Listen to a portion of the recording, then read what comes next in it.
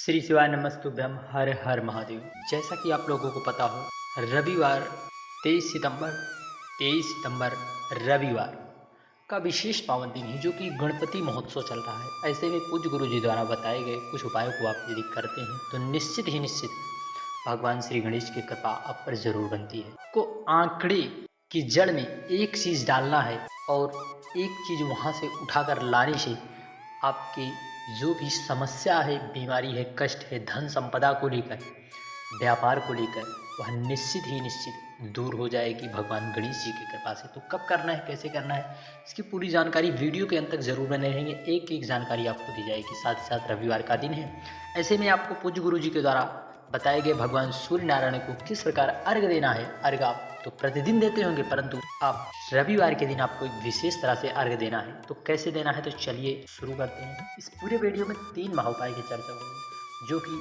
भगवान श्री गणेश को समर्पित कुछ उपाय होंगे, कुछ देवादिदेव महादेव भगवान कुबेर भंडारी की कृपा प्राप्त कराने के लिए होंगे और भगवान सूर्य नारायण की कृपा के लिए। तो आइए, सबसे पहले आंकड़े के पुष्प वाला आपको इस तरह से ये दिखाई दे रहा है। क्या आंकड़े का पुष्प दिखाई दे रहा है। आपको इस तरह से एक गुड़ का टुकड़ा लेना है, एक गुड़ का मात्र, और आपको इस तरह से एक तांबे के बर्तन में एक गुड़ के टुकड़े को डाल देना है। डालने के बाद आपको इसे ले जाकर श्री गणेश भगवान का स्मरण करते हुए, जो कि आंकड़े का पुष्प भगवान गणेश जी को भी समर्पित किया जाता है, वहाँ पर आपको उसी जल को श्री गणेश भगवान का स्मरण करके जल को समर्पित कर देना है।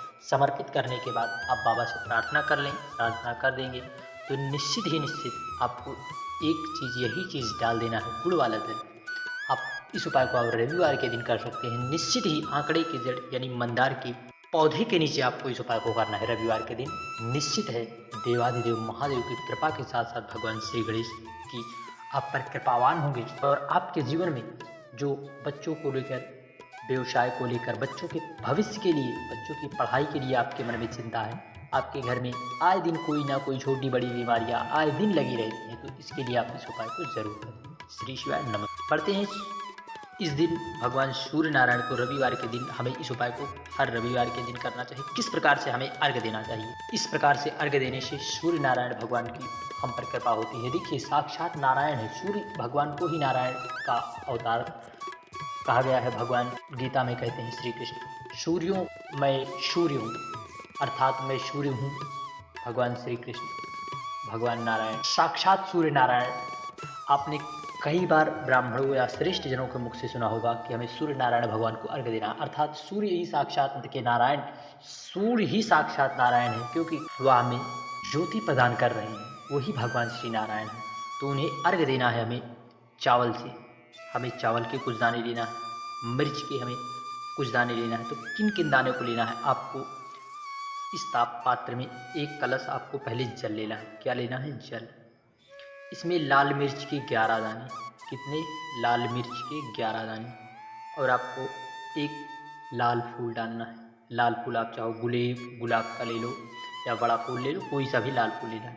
फिर आपको इसमें चावल के दाने डालना है, चावल के कुछ चावल के दाने डालने हैं। फिर उसके बाद आपको इसी में गुड़ के टुकड़े डाल लेना है। इन सामग्रियों को आपको डाल लेना है। एक बार फिगर के माध्यम से चावल के दाने डाल लेना है। फिर आपको इस तरह से लाल मिर्च के दाने 11 दाने डालना है और आपको लाल फूल को ईशा ले लें और गुड़ के एक टुकड़ा गुड़ ले लें और इसे डालकर, इन सबको लेकर आपको सुबह सुबह अपने छत पर इस उपाय को करना है। छत पर कहीं आपको जाने की आवश्यकता नहीं। आपको लेकर इसी प्रकार, इसी भांति आपको जिस प्रकार से स्क्रीन पर दिखाने का प्रयास किया जा रहा है, इसी प्रकार आपको सूर्य नारायण भगवान को अर्घ देना है। ओम सूर्याय नमः, ओम सूर्याय नमः। भगवान सूर्य के 12 नामों का स्मरण करते हुए, या फिर आपको कुछ भी नाम नहीं याद है तो आप ओम सूर्याय नमः का 12 बार स्मरण कर लें और बाबा से प्रार्थना कर लें, सूर्य नारायण भगवान से। जो भी आपकी समस्या है, आप इस उपाय को हफ्ते में एक दिन यदि कर लेते हैं तो निश्चित ही निश्चित सूर्य नारायण की कृपा आप पर जरूर विद्यमान होगी और आपके कार्य अटके हुए जो हैं वह चलायमान हो जाएंगे, अर्थात आपके कार्यों में आपको हर क्षेत्र में सफलता मिलेगी।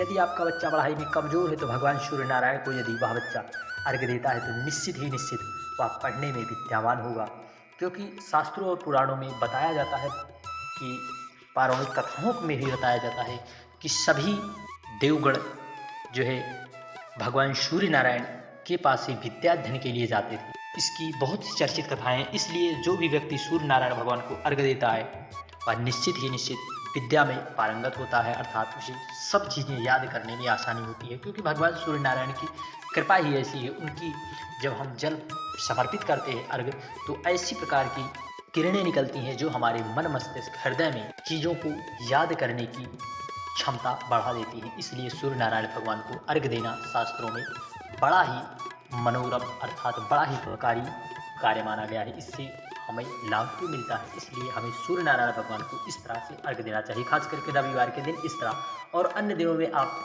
वैसी की भांति आप पहले की भांति अर्घ्य दे सकते हैं। श्री शिवाय नमस्तुभ्यम। अब आंकड़े की जड़ से हमें क्या चीज़ समर्पित करना है, इस तरह से आपको दिखाई दे रहा आंकड़े का पुष्प। गर्भावस्था में कोई समस्या हो, गर्भ में कोई भी गांठ हो, कोई दिक्कत हो आ रही है, तो आपको तुम्रकेश्वर महादेव का स्मरण देना है, भान देना है तुम्रकेश्वर महादेव का। इसका भगवान तुम्रकेश्वर महादेव का, तुम्रकेश्वर महादेव का स्मरण करते हुए उस जो आप इस पुष्प को लिए हैं, आंकड़े के पुष्प को, इस पुष्प को आपको ले लेना है। लेकर एक कलश जल के साथ आपको देवाधिदेव महादेव पर उसी पुष्प को आपको समर्पित कर देना है। यदि आपकी कोई समस्या है, गर्भावस्था से कोई समस्या है, गर्भ धारण करने में अर्थात गर्भ में कोई गांठ है, कोई भी दिक्कत समस्या चल रही, तो आप तुम्रकेश्वर महादेव का नाम आनंदित कर देता है। संतान की समस्या में आप कर तुम्रकेश्वर महादेव का स्मरण करें।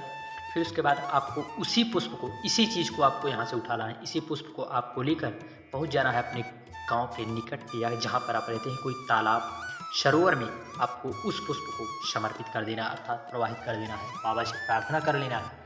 जो भी आपकी समस्या है, गर्भ से लेकर जुड़ी कोई समस्या है, तो वह निश्चित ही निश्चित देवादिदेव महादेव की कृपा और करुणा से दूर हो सकती है। श्री शिवाय नमस्तुभ्यम। जय महाकाल। वीडियो की जानकारी उपयोगी लगे चैनल को जरूर सब्सक्राइब करके कमेंट में हर हर महादेव लिखना।